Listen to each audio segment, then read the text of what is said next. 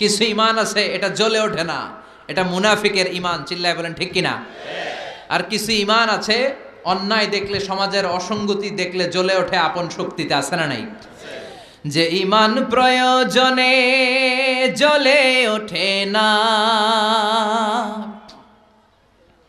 যে ইমান সত্য ন্যায়ের কথা বলে না, যে ইমান প্রয়োজনে জ্বলে ওঠে না, যে ইমান সত্য ন্যায়ের কথা বলে না, যে ইমান বাস্তবে নাই, যে ইমান অন্তরে নাই, মুখে ফুটায় কথার কলি, কি করে তারে বলো ইমানে বলি, কি করে তারে বলো ইমানে বলি, কি করে তারে বলো ইমানে বলি।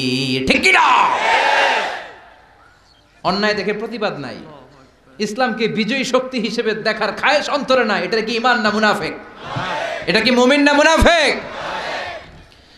যে ইমান দিন কায়েমের আন্দোলনের ধার ধারে না, যে ইমান লেবাসধারী কোরআন হাদিস তাও পড়ে না, যে ইমান খাজার নামে মাজার গড়ে ফুলুস কামায়। আসরা নাই? যে ইমান শিরকিয়াতের আমল করে ভীত না হয়, যে ইমান ইমান ছেড়ে নাস্তিকতার মঞ্চে ওঠে, যে ইমান কাফের মতের দোসরে হয়ে ফায়দা লুটে। ঠিক কি না? যে ইমান শুধুই কেবল খায় দায় আনন্দ করে, যে ইমান দেখে না যে আরাকানে ভাইরা মরে, যে ইমান বাস্তবে নাই, যে ইমান ময়দানে নাই, মুখে শুধু ফাঁকা বলি, কি করে তারে বলো ইমানে বলি, কি করে তারে বলো ইমানে বলি, কি করে তারে বলো ইমানে বলি।